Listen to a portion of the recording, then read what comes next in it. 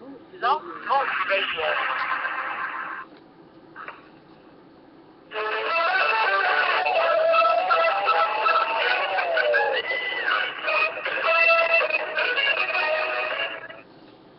Hey there, Detroit sports fanatics, and welcome to the Red Wings edition of Taylor's Detroit Sports Show. I'm Taylor Phillips. If you have any opinions on the Red Wings, call in at 646-478-4837. That's 646-478-4837. You can also search me on Facebook.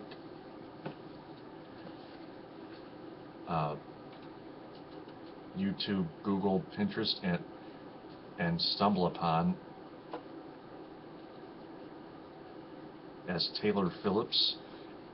Also, follow me on Twitter, Tumblr, and Instagram at DT2Phillips. There is also a chat window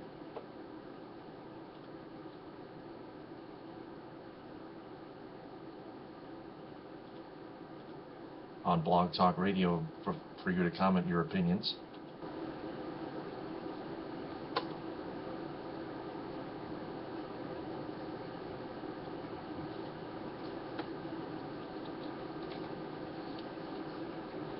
So the Red Wings return from their Olympic break, and they get off to a hot start, but they realize that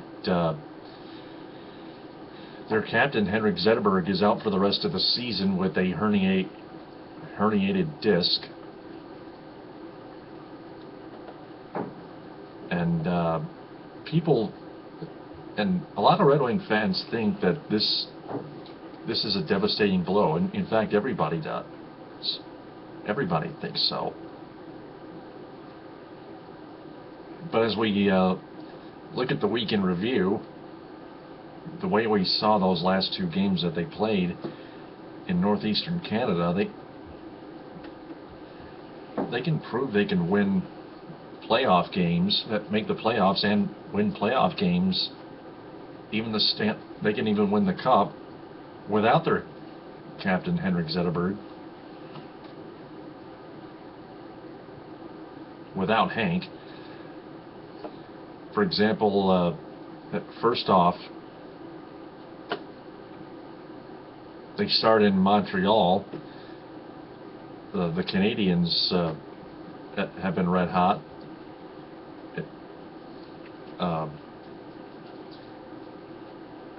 That game took place in Montreal on Wednesday, and the Red Wings almost held on in regulation and still beat the Canadians in overtime 2-1. Alfredsson, the regulation goal for the Red Wings. Gianta tied it up with 28.7 to go in the third, and then Gustav Nyquist with 27.2 seconds left in overtime won it on the rebound.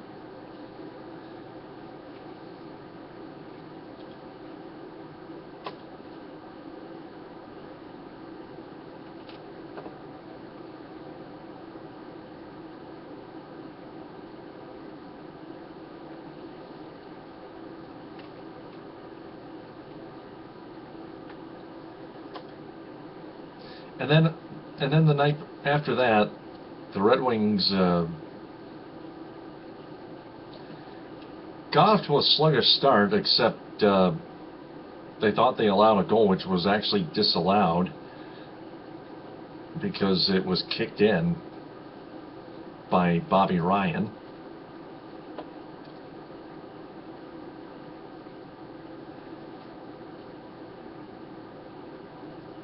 And then the Senators, and then after a few scoring chances, the Senators awkwardly cough one up in their own zone. Just simply cough one up in their own zone, and Riley Sheahan doesn't waste any time putting one past Robin Lehner to make it 1-0. And then Franzen started unleashing again on the Senators in Ottawa.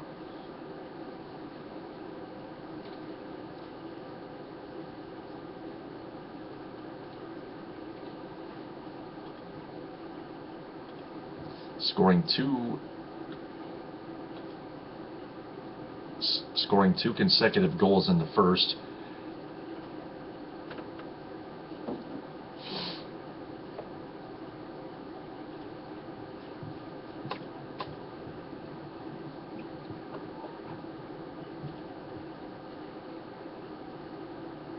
And then Yurko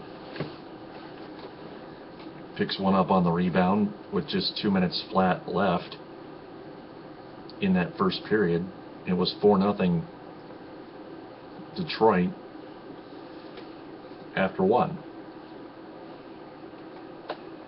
Then we go to the second period. Johan Franzen finally picks up his hat trick.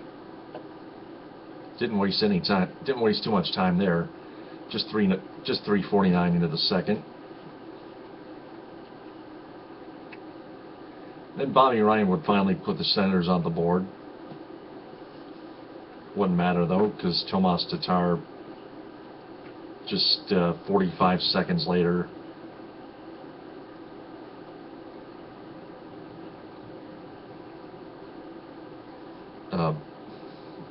put the Wings back up by 5, 6-1 on the rebound. That chased Robin Lehner and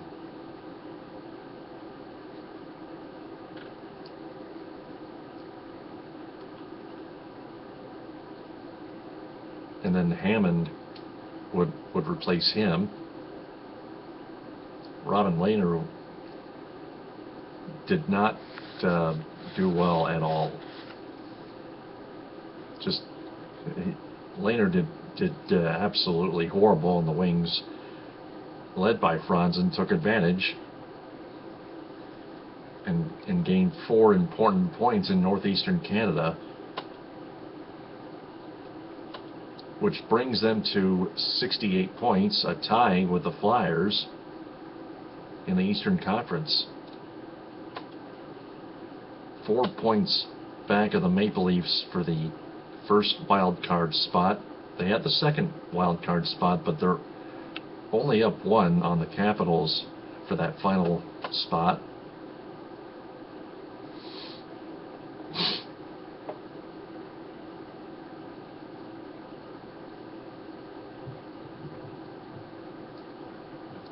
Currently in the conference standings, the Wings are ahead of the Flyers despite the tie for 68 points for 7th place.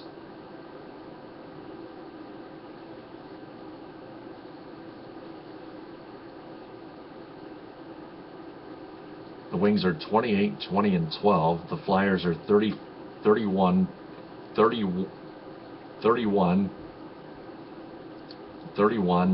24, and 6.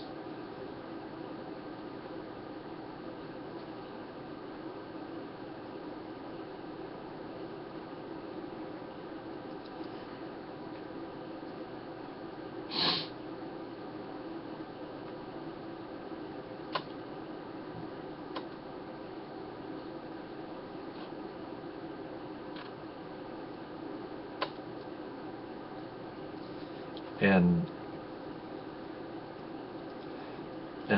even without Zetterberg, they seem to be catching up. My question is, can the Red Wings win without Zetterberg? I think they can, because Zetterberg's had a lot of bad luck every season as of late, but others have stepped up, especially the young guys.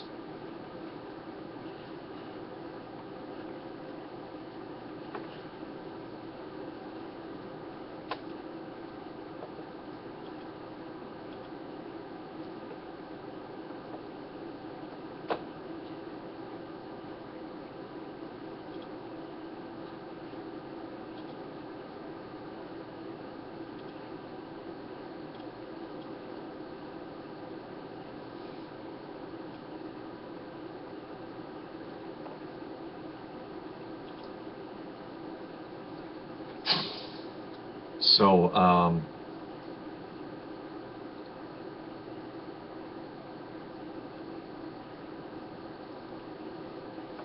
I guess that sends a message just to Team Canada.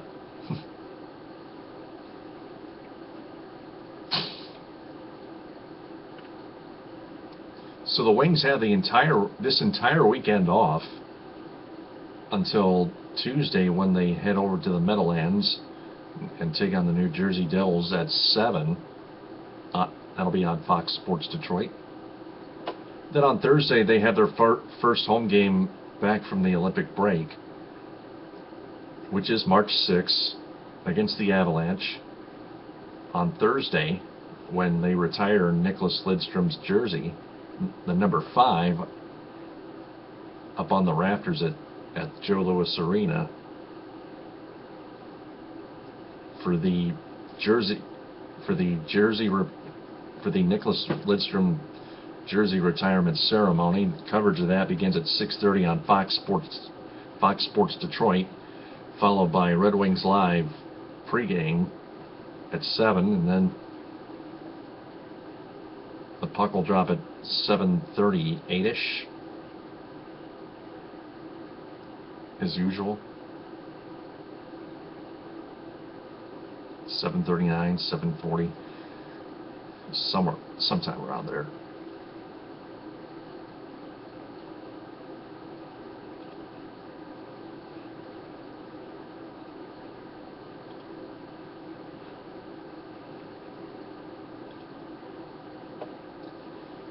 And then on Friday, the Red Wings welcomed the New Jersey Devils into the Joe, 7:30 as well. That too is on Fox Sports Detroit.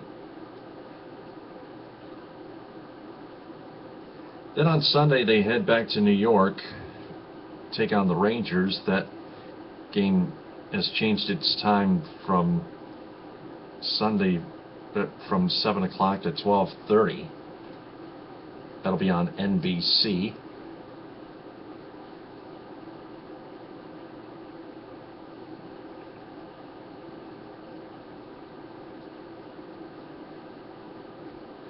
And then the Red Wings visit the Blue Jackets for the first time this season. I think that is the first time this season the Wings take on play in Columbus. And that's 7 on Fox Sports Detroit Plus.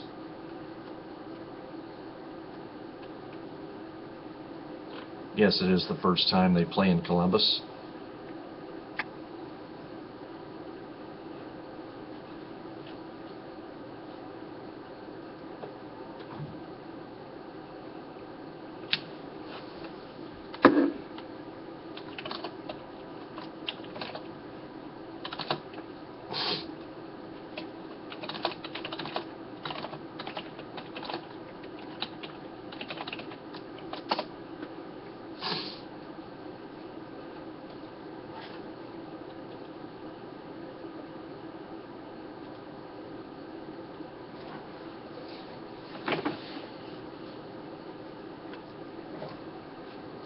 So my question again is, can the Wings win without Zetterberg? You can call in with your answer, with your opinion, at 646-478-4837. Or you can comment on my posts on my show on Facebook, Twitter, Instagram. Not Instagram, I don't post those. Facebook, Twitter, Google, Tumblr, LinkedIn, and Pinterest.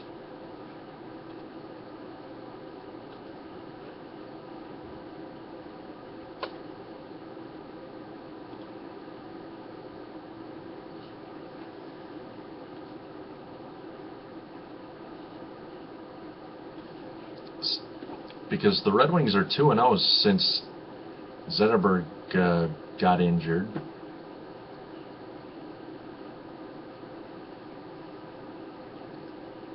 And that's that could be actually be a good sign of things to come. So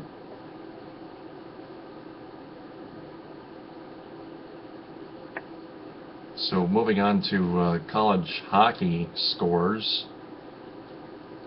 Ferris State and Alaska Fairbanks just getting underway. 2:58 in, no score. Michigan State has just lost to the U.S. under-18 team in overtime, 4-3. Wow, didn't see that coming. Northern Michigan University Wildcats fall to the Bowling Green Falcons 3-2. Also, the Lake Superior State Lakers also lose to Minnesota State 4-3. The Bulls.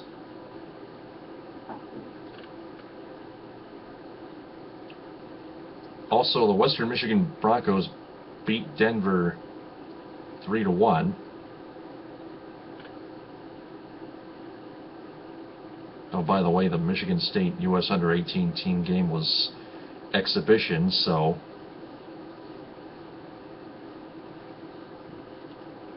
I almost forgot to mention that, just in case I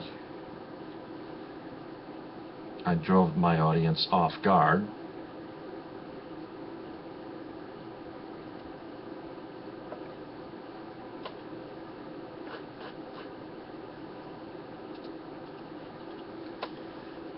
Taking a look at other NHL scores, the Washington Capitals double up the Bruins.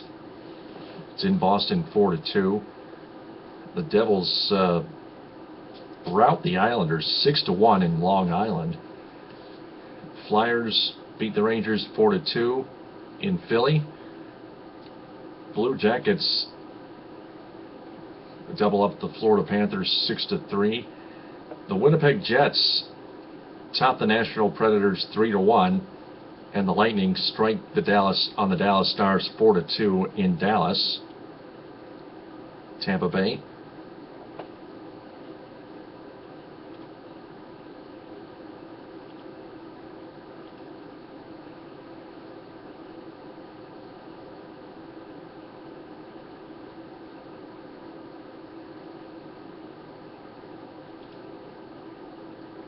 And the St. Louis Blues get shut out by the Anaheim Ducks 1-0 last night.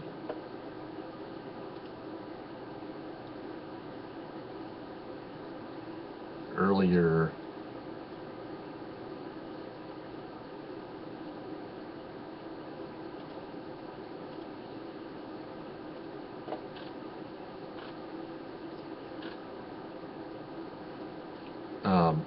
tonight, the Chicago Blackhawks rout the Pittsburgh Penguins 5-1 in the Stadium Series in Chicago at Soldier Field, the Coors Light Stadium Series.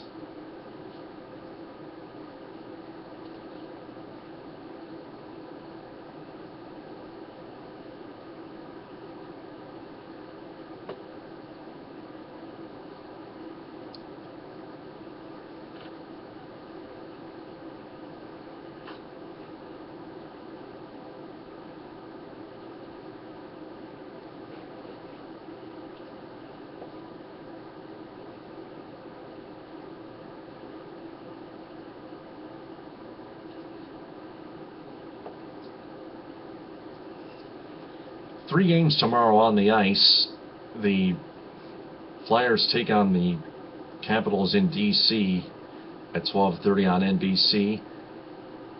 And then at 3, we got the other two, Sharks at Devils and Panthers at Islanders.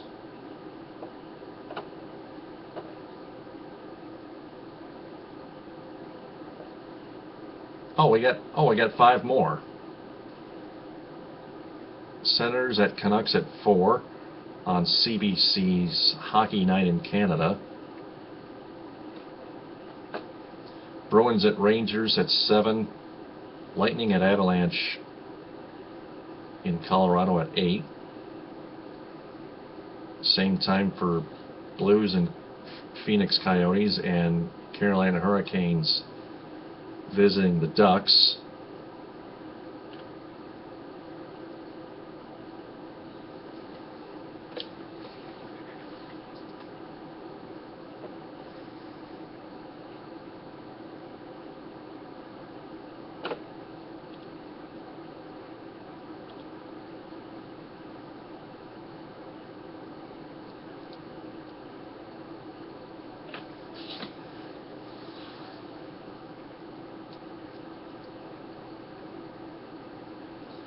Oh, by the way, last Wednesday the Red Wings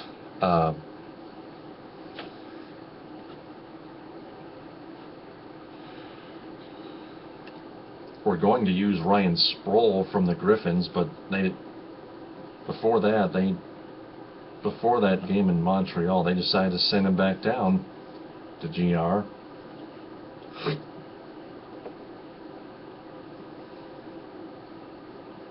He never got to play a game. Someone in the front office is not making up their minds.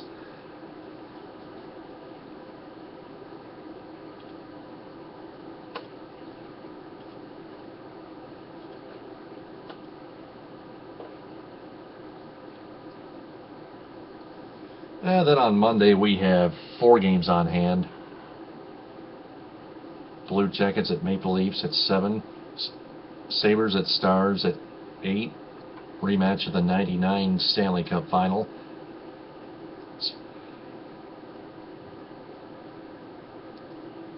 Also got the Flames, the Calgary Flames at Minnesota Wild. Then at 10:30,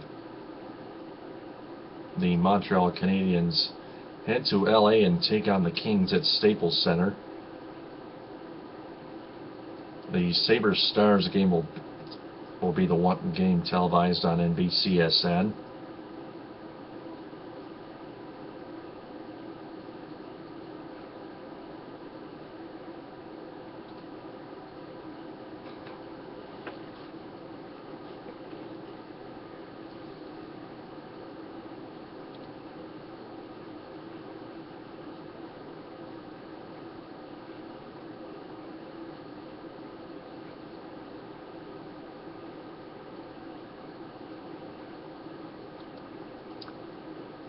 So that's about it. I can just go ahead and fill up the time. Oh, by the way, Nicholas Lidstrom was one of the men that was elected into the Michigan Sports Hall of Fame.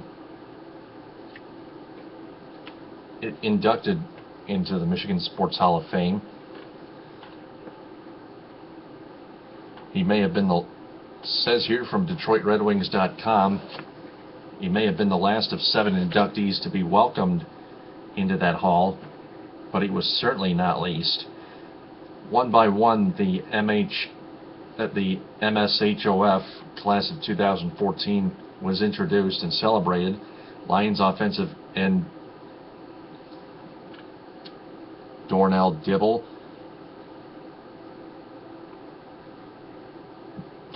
Dibble, Lions kicker Jason Hansen, Detroit Catholic Central football coach Tom Mack, Major League Soccer star Alexi Lalas, broadcaster for Michigan football and Lions football Jim Brandstatter, the color commentator for both, and Atlanta Braves pitcher John Smoltz, who was a Michigan State University grad.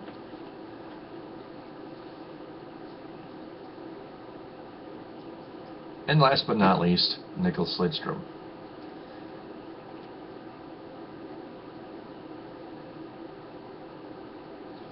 Nicholas Cronwall quoted, "For us to be able to be here and be a part of this is obviously very special. Anytime you get a chance to be around a guy like Nick, it's a privilege. You always learn something," unquote. Lidstrom and the other 6 inductees were part of the 58th induction event, Michigan Sports Hall of Fame. and it was clear that the defenseman's classmates were honored to receive such a prestigious honor alongside a living legend. Alexei Lalas said of Lidstrom, quote, "I watched him like everyone from afar with awe. I grew up playing hockey, and I grew up idolizing the Red Wings. I didn't have soccer players on my wall. I had Red Wings posters on my wall, and to be able to go in with not just a Red Wings or Michigan legend, but a hockey legend is awesome, and it's a real honor," unquote. The class was unique in that it included 2 players who spent their entire professional careers in Detroit, spanning at least 20 years. Lidstrom wore the wing wheel for 20 years, while Hansen spent his entire 21-year career with the Lions. Jason Hansen quoted, "It's kind of interesting that Detroit had 2 players that played for the organizations for so long, and obviously he was at the very top of his profession with teams that were at the top 2. It's exciting to see the guys that accomplish so much, and it's fun. It's fun to stick my name in there with the same sentence as these guys," unquote. And he definitely wouldn't be above asking for an autograph either. Hansen continued, quote, "I take pride in what I did to meet one of the greatest hockey players ever. I mean, I'll take his autograph any day of the week," unquote. Lidstrom is the 23rd member of the Red Wings organization in the Michigan Sports Hall of Fame, which already has enshrined legendary coach Jack Adams from 1955, Gordie Howe 1957, Ted Lindsay at 1966, Sid Abel at 67, Ebby Goodfellow at 68, Terry Sawchuk in 74, James Norris in 1976, Alex Delvecchio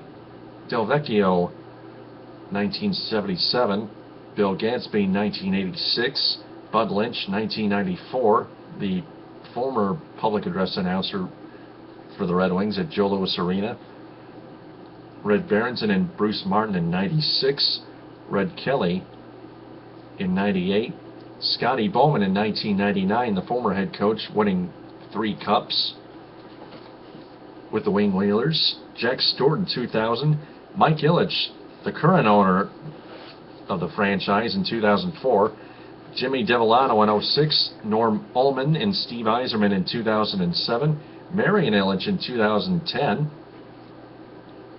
Marcel Pronovost in 2012, Pronovo, and Mark Howe finally in last year, 2013.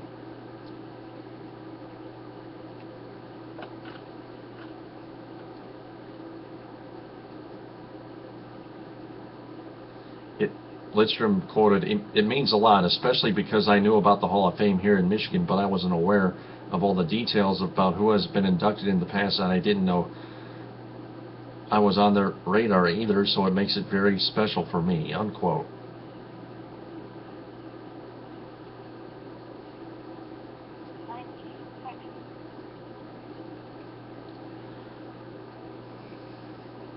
So for those who are planning to attend Nicholas Lidstrom night, doors to Joe Louis Arena will be open at 5:30 for Lidstrom's jersey retirement night, and on the night the Wings take on the Avalanche at the Joe, fans are encouraged to arrive early for the game,